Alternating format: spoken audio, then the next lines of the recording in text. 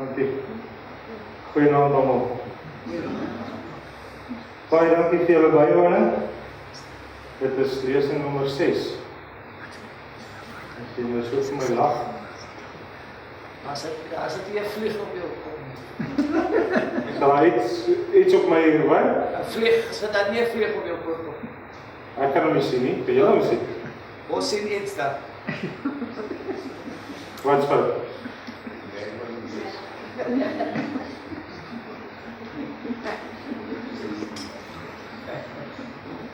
Hoe gaan ek kan sien wat's fout? Wat het ek nodig?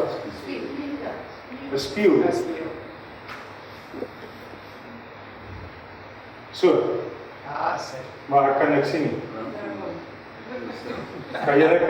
Julle kan dit sien, dit pla my nie. Gaan jy hulle plaas ek hier aan die lesing so aan? Ja.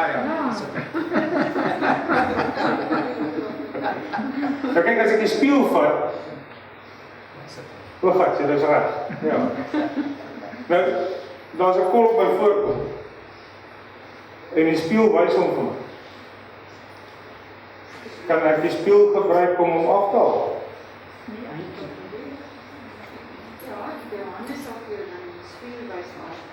Werk nie?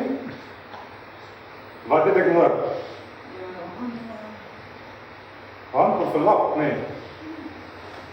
Ek kyk het 'n wonderlike vrou, sy het my gereed gemaak vir hierdie, sy het vir my 'n lap hier gesit. Dit is veronderstel om 'n rooi lap te wees, so kom ons speel, dis 'n rooi lap. Ok. En ek vat 'n rooi lap om 'n swart mark van 'n wit man se gesig af te haal.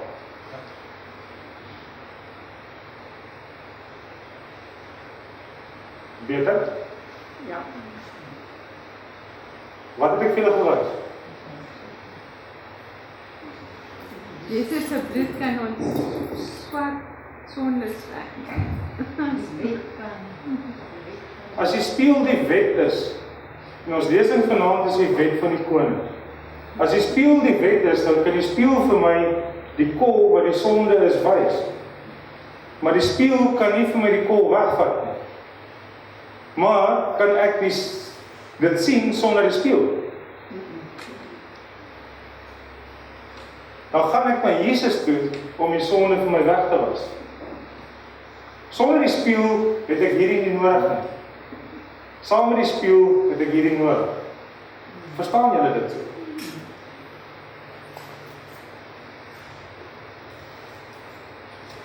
Vanaf wel interessant is om dit met 'n regte merkpunt te doen. Die wet van die koning. Mense, ek wil vir julle 'n paar statistieke wys. In Amerika, wat hulle in die jaar 90's net 'n statistiek gebring het oor diefstal in Amerika, se kettingwinkels. In die jare 90's was daar 4 miljoen gevang vir winkeldiefstal in die New York Manhattan area. 4 miljoen mense gevang. En hulle reken dat vir elke persoon gevang kom 35 weg. 140 miljoen per jaar in 'n nasie van 260 miljoen. Nou, 'n studie in Washington het bepaal dat nie almal steel uit noodsaaklikheid nie. 70% van hulle was middelklas, 20% van hulle was in 'n hoë inkomste en 10% was arm geweest. 30% besighede speel bankrot as gevolg van diefstal binnehuis. 9% van arbeiders steel gereeld. 75% van arbeiders in kleinhandel steel 3 keer meer as winkeldiele. Hotelbestuurders begroot dat 1 uit 3 gaste iets gaan steel. Nou, dit is nou 'n klein lokale studie se bevindings gewees. Vanaand se lesing is seker een van die belangrikste lesings of kenmerke van God wat ons kan bestudeer. En net voor ons begin, kom van die telefoon. Ons liefdevolle Hemelse Vader, vanaand het ons spesiaal U leiding en U Heilige Gees nodig. Vader, dat U die leermeester sal wees en op ons harte sal plaas, en ons ontvanklik sal maak, vir wat U op ons harte plaas wat veronderstel is om daar te wees. My gebed in Jesus naam. Amen. Nou vir ons storie vanaand, kyk, daar's 'n paar aspekte wat ek julle wil terugvat na wat ons reeds bestudeer het. Maar vanaand veral, daardie tydperk toe koning Nebukadneser, Daniël se 3 vriende, verplig het om 'n beeld te aanbid. Julle het almal dit seker al in die Bybel gelees. Nou kyk, koning Nebukadneser het 'n droom gehad, hierdie droom van die standbeeld, en hy was nie heeltemal tevrede met die uitleg van die droom nie. Toe maak hy 'n standbeeld van soliede goud. En hy plaas, of hy vaardig 'n wet uit dat almal daardie standbeeld op 'n sekere tyd moet aanbid, en die wat dit nie aanbid nie in 'n vuuroond gegooi sal word. En Daniël se 3 vriende het regop gestaan terwyl al die ander gekniel het. Baie belangrik, want beeld en aanbidding daarvan kom verder in die profesie voor. En hier, van vanaand af, begin ons lesings regtig waar die kern te vat van wat eintlik die eindprobleem in ons generasie gaan wees. Nou, wat verder gebeur het, is koning Nebukadneser se seun, Belteshazzar, het 'n partytjie gehou, en tydens hierdie partytjie, toe kom die hand, die sigbare hand, en hy skryf op die muur. Want hulle was besig om God se tempelware toe te wy aan al die gode van goud, silwers, koper, hout, en hulle was besig om 'n bespotting te maak van die Jode se God. En hy het met die hand op die muur geskryf, Mene tekel Perse.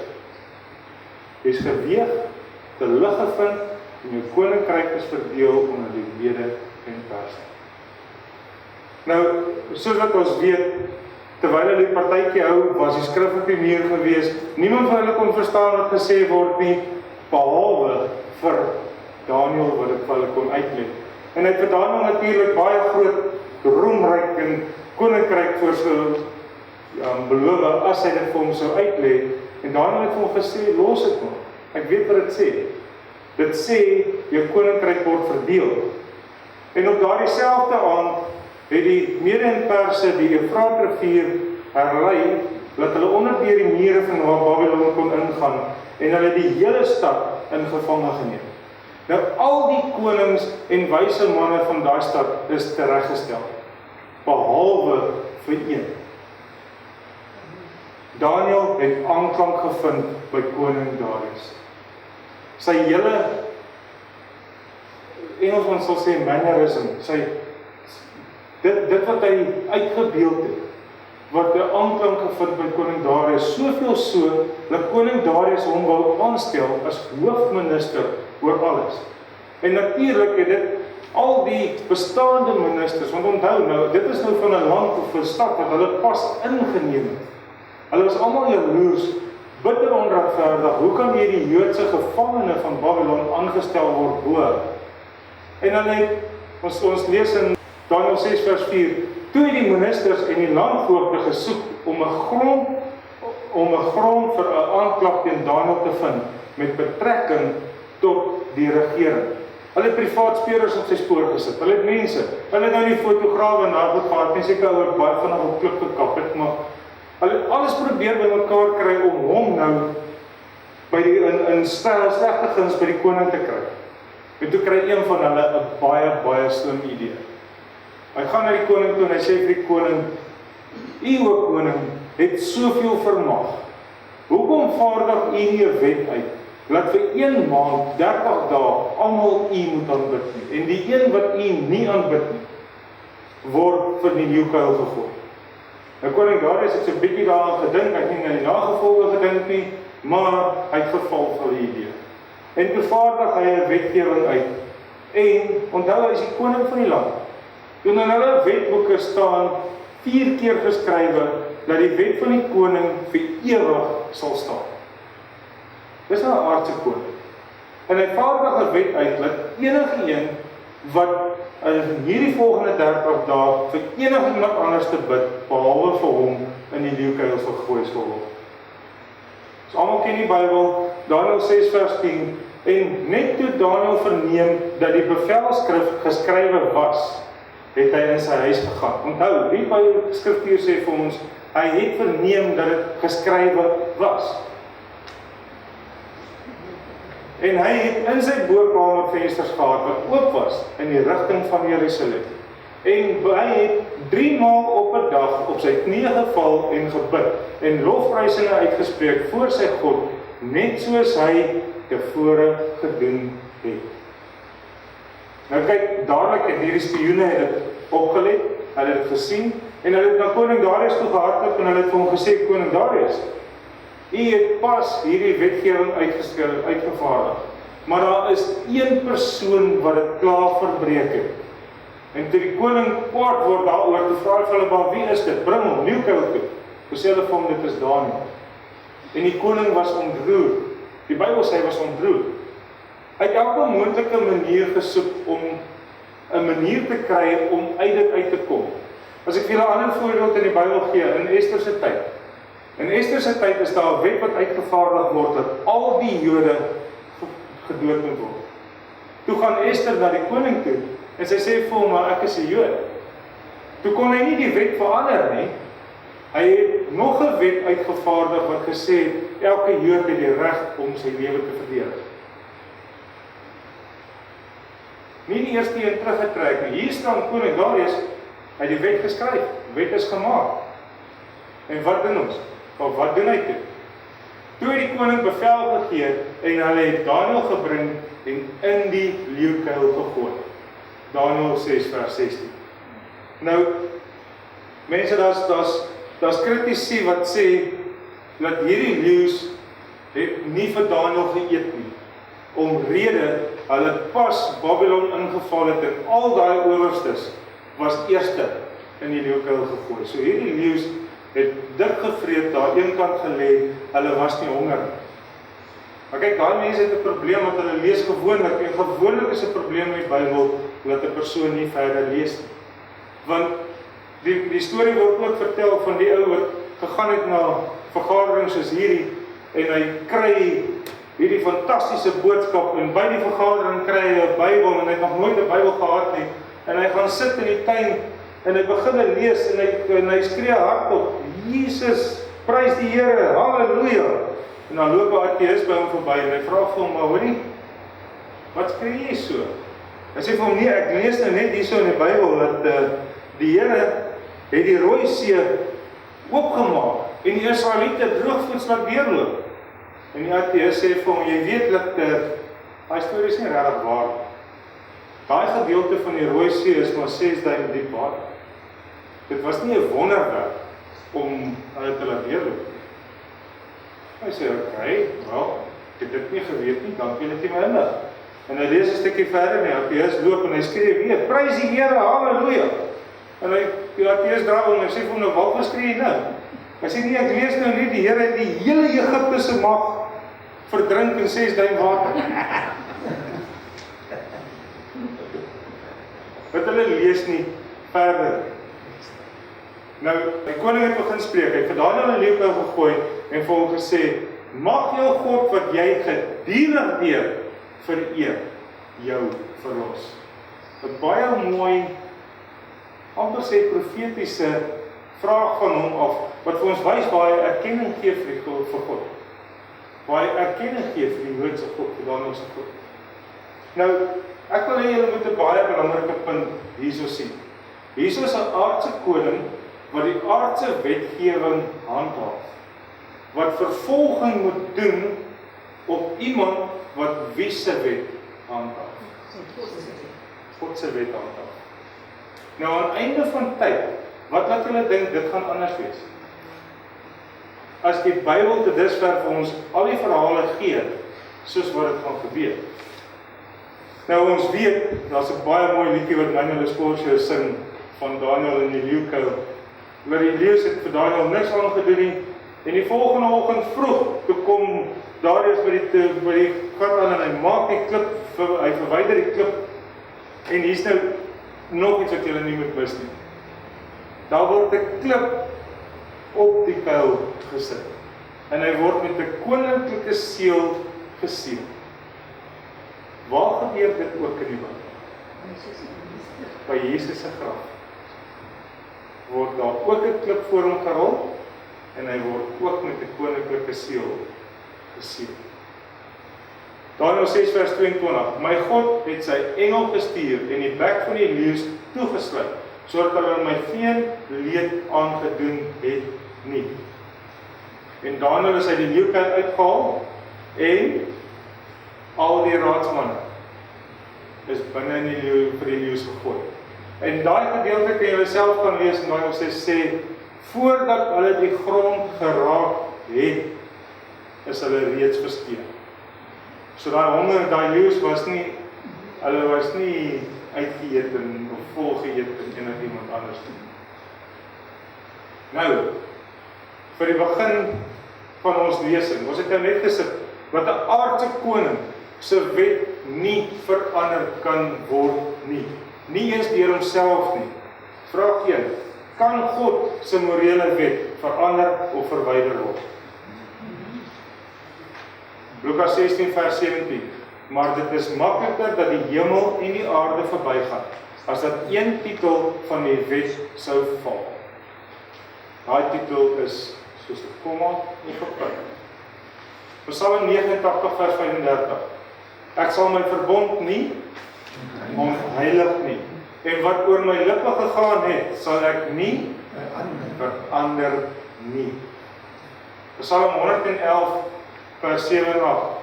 Al sy bevele is betroubaar, vasgestel is hulle vir altyd vir ewig. Want ek die Here het nie verander nie. Maleagi 3 vers 6. Nou, as ek vir julle lesstudies het dit ook. As ek nou vir julle kan sê, die Bybel sê God verander nie. En ek het nou vir julle gewys dat daar was 'n verhaal van 'n beeld wat aanbid moet word. Openbaring 13 praat weer van 'n beeld wat aanbid moet word. Nou, as ek vir julle sê, die 10 gebooie wys of die wet wys God se karakter, is dit nou ek wat ek vir julle sê. As ek vir julle sê, die Bybel sê so, volg my op die skerm. God se karakter word weerspieël in sy wet. God is, Lukas 18 vers 19 sê, God is goed. Romeine 7 vers 12 sê, die wet is goed. Jesaja 5 vers 16 sê, God is heilig. Romeine 7 vers 12 sê, die wet is heilig. Medo-Persiese 32 vers 4 sê, God is regverdig. Romeine 7 vers 12 sê, die wet is regverdig. Matteus 5 vers 48 sê, God is perfek. Die Psalm 119 vers 7 sê, die wet is perfek. 1 Johannes 4 vers 8 sê, God is liefde. Romeine 13 vers 10 sê, die wet is liefde. Eksodus 9 vers 27 sê, God is regverdig. Psalm 19 vers 9 sê, die wet is regverdig. Deuteronomium 32 vers 4 sê, God is waar. Psalm 119 vers 142 en 151 sê, die wet is waar. 1 Johannes 3 vers 3 sê, God is rein. Psalm 19 vers 8 sê, die wet is rein. Johannes 4 vers 24 sê, God is geestelik. Romeine 7 vers 14 sê, die wet is geestelik. Maleagi 3 vers 6 sê, God is onveranderlik. Matteus 5 vers 18 sê, die wet is onveranderlik. Genesis 21 vers 33 sê, God is ewig. Psalm 111 vers 7 en 8 sê, die wet is ewig. Hoeveel meer moet ek vir julle opsit?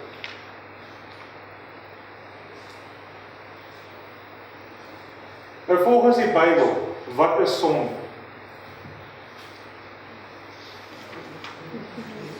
Eerste Johannes 3 vers 4 sê, elkeen wat die sonde doen, doen ook die wetteloosheid, want die sonde is wetteloosheid. Romeine 3 vers 20 sê, deur die wet is die kennis van sonde. Nou, na watter wet verwys 1 Johannes 3 vers 4? Romeine 7 vers 7 sê, ek sou die sonde nie anders as deur die wet geken het nie, want ek sou ook nie begeerlikheid nie geken het nie, as die wet nie gesê het, jy mag nie begeer. Kan dit duideliker as dit gaan? Nou mense, nou is daar mense wat sê, ons is in 'n tyd van genade, die wet is mee weggedoen.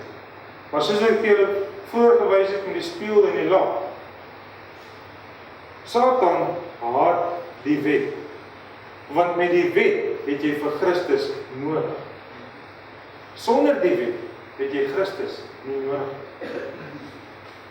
So dit is waar hy sy intrapplek kry om voor Christus te staan. Kan ek vir julle verder wys in 'n geval. In 1940 was probleme wat hulle algemeen in 'n skool gehad het, was praat met jou beter, kou, lawaai, hardloop in die gange, druk voor ander in, verkeerde klere drag en rommelstroop. Vanaf 1990 is die hoofprobleme in skole dwelmgebruik, alkoholmisbruik, swangerskap, selfmoord, verkrachting, roof, aanranding. Die mense, hierdie is 1990. Hoe is dit nie vandag nie? Hoe erg is dit nie vandag? Dit is hoekom ons leef in 'n land van, of in 'n tyd, nie net 'n land van algehele wetteloosheid.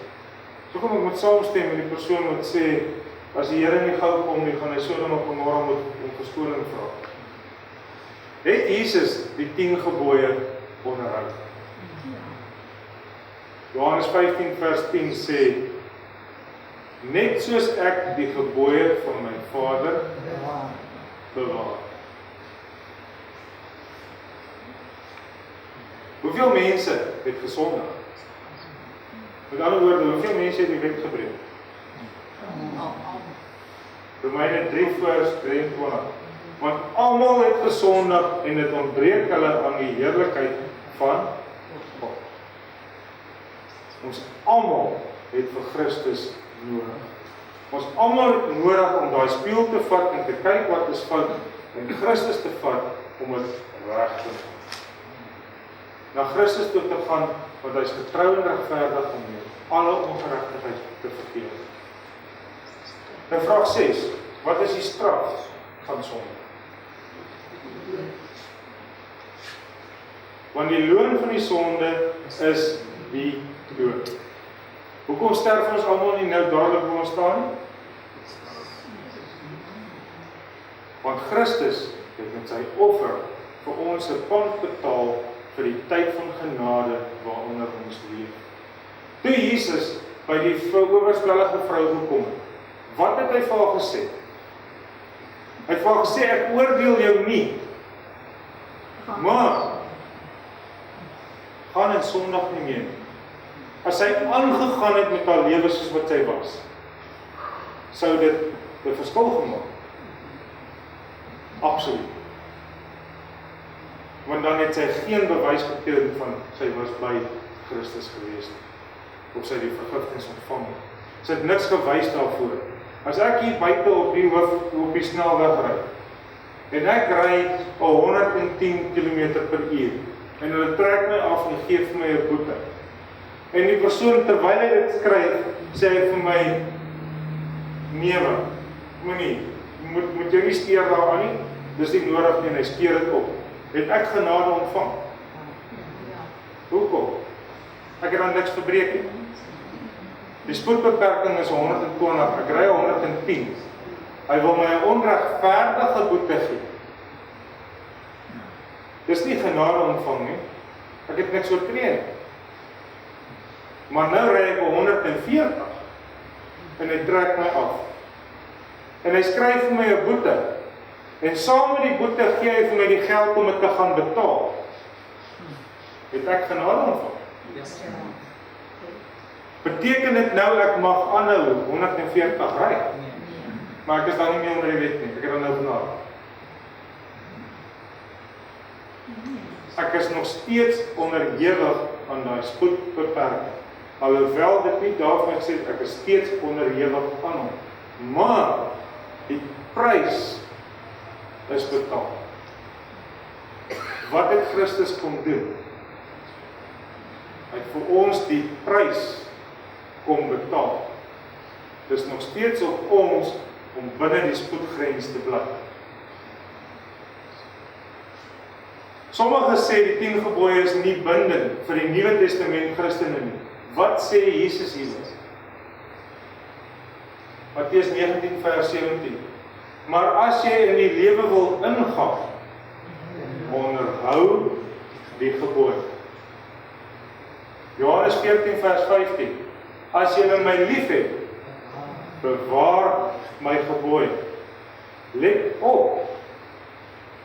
Hierdie is voor dat hy vir die Fariseërs sê die grootste gebod. Dan is hulle ons veronderstel om te weet van wat sy gebooie hy praat. Maar terloops, Openbaring 22 vers 14 sê, salig is die wat sy gebooie doen. Die gedeelte waar hy die grootste gebod aanhaal. Wat doen hy? Hy gee nie 'n nuwe gebod nie. Hy quoteer die Ou Testament. En hy som die 10 gebooie op. Nou, algemeen aanvaar die mense die eerste 4 sê vir jou hoe om God lief te hê. En die volgende 6 gee vir jou hoe om jou naaste lief te hê. Ek hou daarvan om te sê dit is 5 en 5. Ek glo dat eer jou vader en jou moeder val by hoe om God lief te hê, want God is in beheer van wie jou vader en jou moeder is. En soos ons in die vorige lesings geleer het, hy is die een wat owerstes aanstel. So in my oë om jou vader en jou moeder te eer, is eintlik die eerbetoon aan God. Want jy aanvaar wie hy oor jou geplaas het. En die ander 5 wys vir jou hoe om jou naaste lief te hê.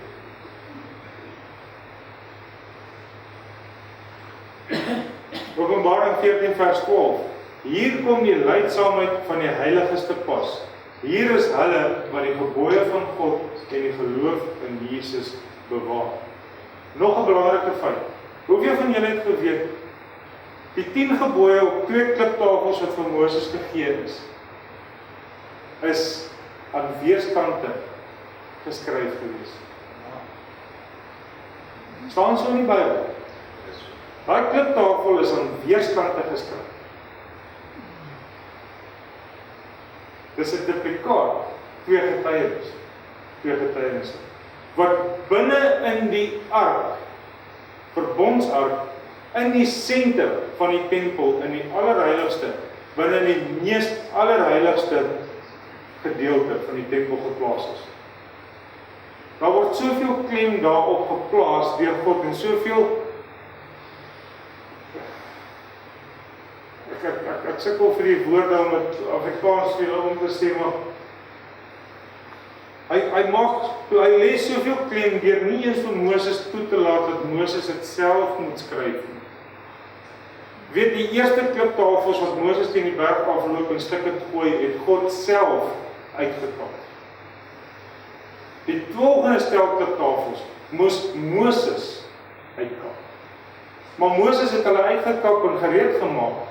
Hoekom het God nie dat hy skryf nie? Want God se karakter is volmaak. Soos ek julle met die voriges gewys het, sy wet is volmaak.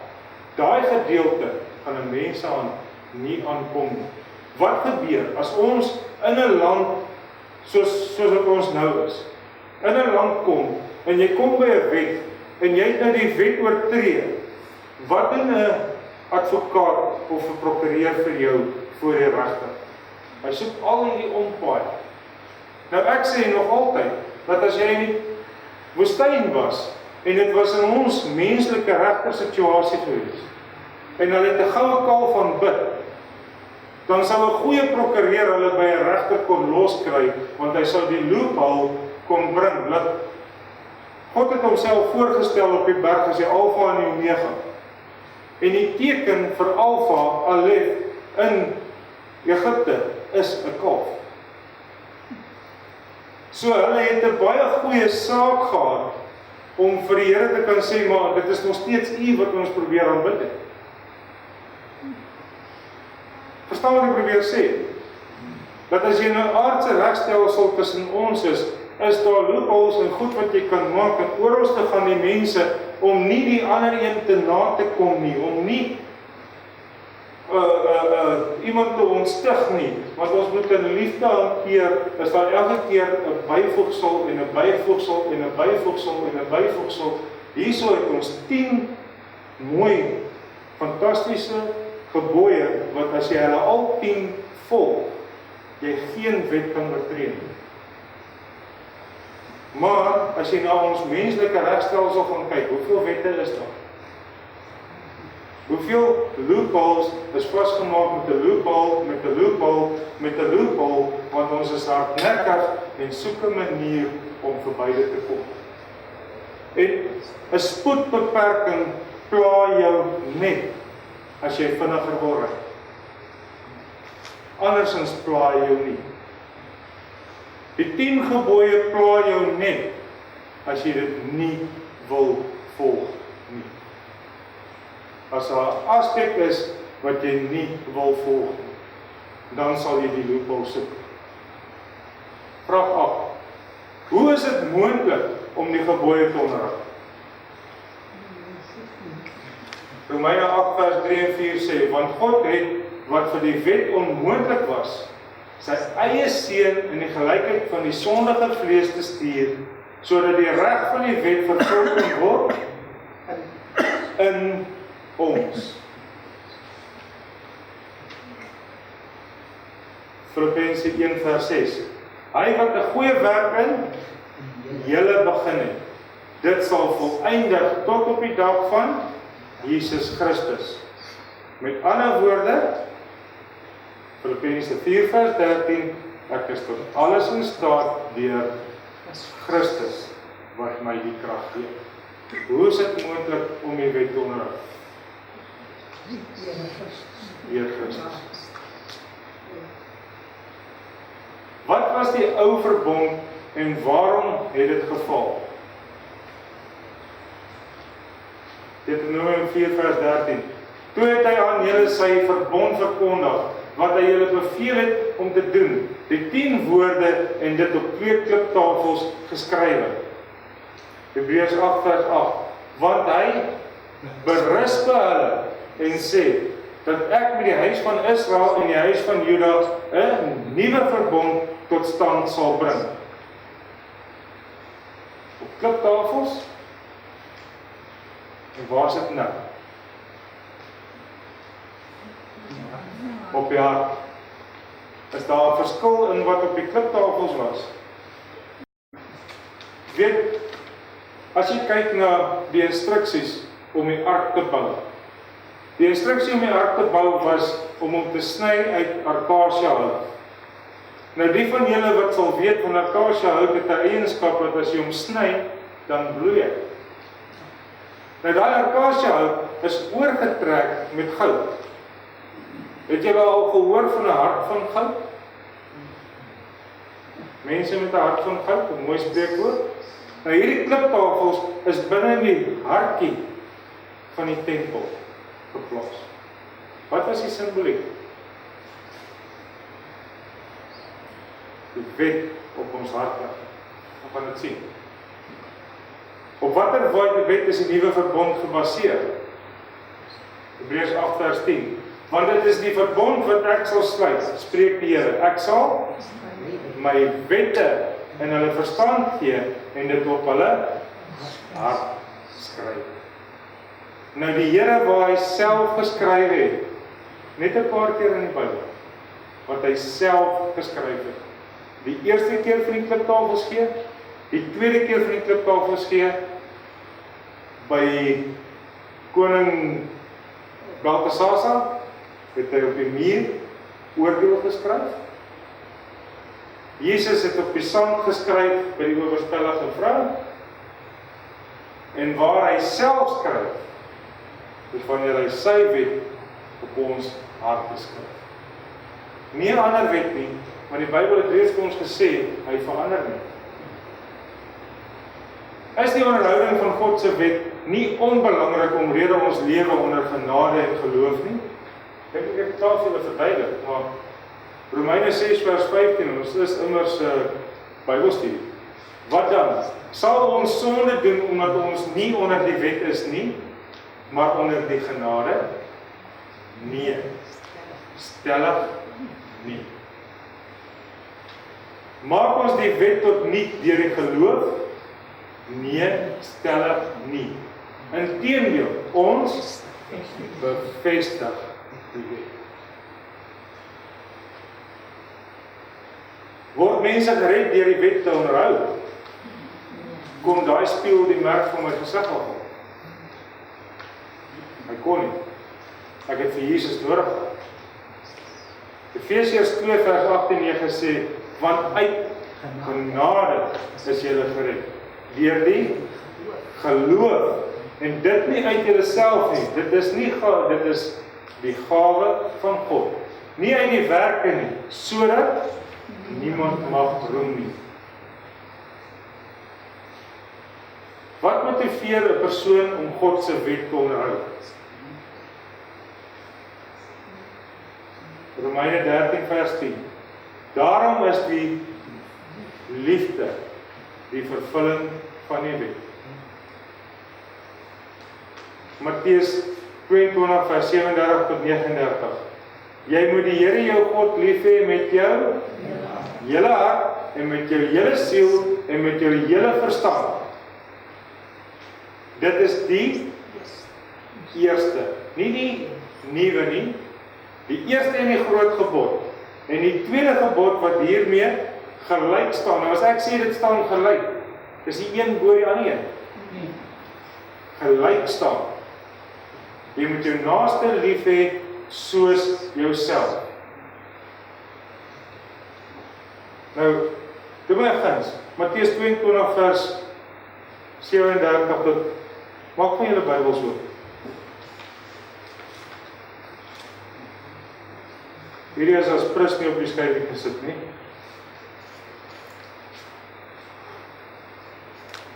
Net tot by 39. Wat sê vers 40?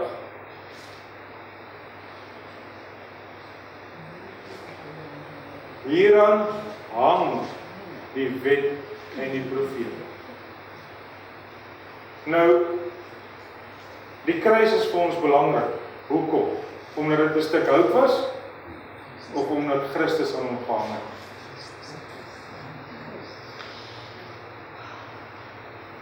Wat sê, as jy die Bybel nie verder lees nie? Hierdie sê nie, dit is weggedoen nie. Dit sê eintlik, dit is waaroor alles gaan. 1 Johannes 5 vers 3. Want dit is die liefde tot God, dat ons sy gebooie bewaar, en sy gebooie is nie swaar nie. Nou ek wil vir julle sê, en as ek vir julle teksvers in julle kop kan vasbring vanaand, ek weet hy gaan verskyn, maar ek moet hom vir julle op so 'n manier gee. Dit is so maklik soos 1, 2, 3. Wie weet waarna ek was? 1 Johannes 2 vers 3. Lees hom dan.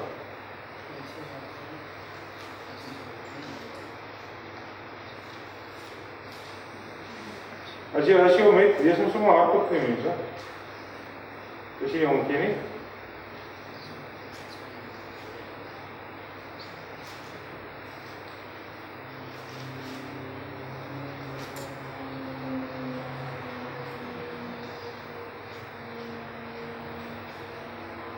So maklik soos 1, 2, 3. 1 Johannes 2 vers 3. En hieraan weet ons dat ons hom ken, as ons sy gebooie bewaar. So maklik soos 1, 2, 3. Kan ek 'n ware Christen wees sonder om sy gebooie te onderhou? 1 Johannes 2 vers 3 maar die keer lees ons net daai een stapie verder.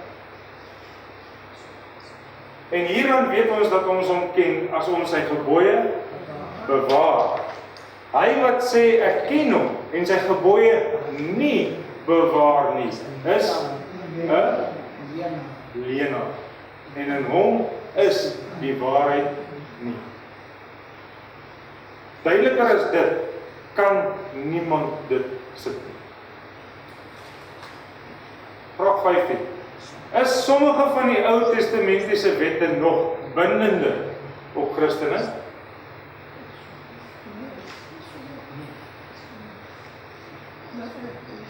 Efesiërs 2 vers 15. Deurdat hy tot niet gemaak het, naamlik die wet van gebooie wat in insettinge bestaan. Wat is 'n insetting?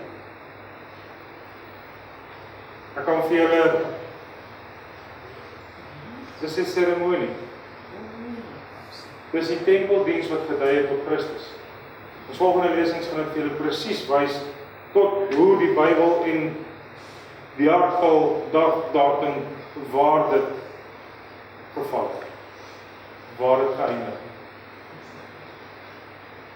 Vir wie haat die duiwel spesifiek? En die draak was vertoond op die vrou. Wat is 'n vrou in die Bybel? Kerk. En hy het weggegaan om oorlog te voer teen haar ander nakomelinge wat die gebooie van God bewaar en die getuienis van Jesus Christus hou. En onthou ek het vir julle gesê, Openbaring 19 sê, die getuienis van Christus is die gees van profesie. Wat is sommige van die heerlike belonings in die onderhouding van God se wet? Nou, Job was 'n regverdige man. En toe Satan by God kom en God eintlik spog oor Job. Toe sê Satan vir hom, maar dit is omdat u so heining van beskerming rondom hom geplaas het. Neem daai heining van beskerming weg en hy sal u in die gesig vloek. Nou ons weet dat dit toe nie gebeur nie. Hoekom het dit nie gebeur? Want die Bybel sê vir my, jy sal nie bo jou krag versoek word nie. En die Here het geweet wat is Job se krag. Net soos wat hy weet wat is elkeen van ons waar ons sit se krag. En as jy glo jou versoeking is verskriklik swaar, weet, verbly jouself in hoeveel vertroue die Here in jou het om dit op jou pad toe te laat. Johannes 15 vers 11. Dit het ek vir julle gesê, dat my blydskap in julle kan bly en julle blydskap volkome kan word. Dis nie Johannes 15. Net voor Johannes 15 het hy wat gesê? As jy my lief het, en hou my gebooie. Spreuke 29 vers 18.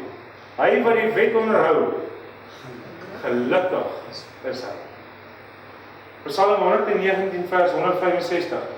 Die wat u wet lief het groot vrede. En vir hulle is daar geen struikelblok nie. Beteken dit jy gaan nie versoek word nie.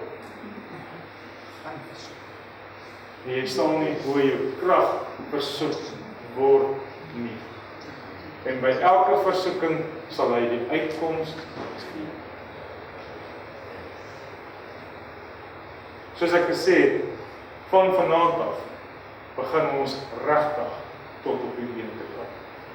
Dit wat werklik van belang is. En ons gaan sien waaroor die woord raak.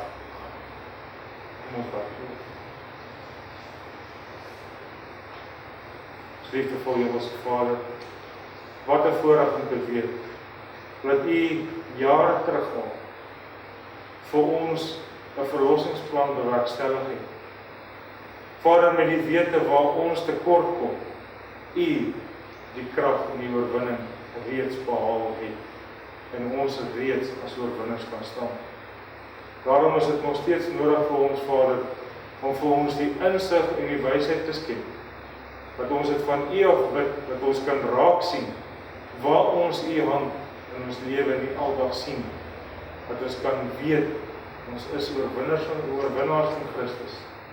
En Vader, dat hierdie wet nie vir ons 'n las is nie, maar vir ons 'n heining van beskerming rondom ons plaas, sodat ons werklik die vrede kan voel, wat Christus vir ons gebring. Vader, en dit is daardie vrede, wat ek nou afbid op elkeen van ons te jaar. My gebed in Jesus naam. Amen.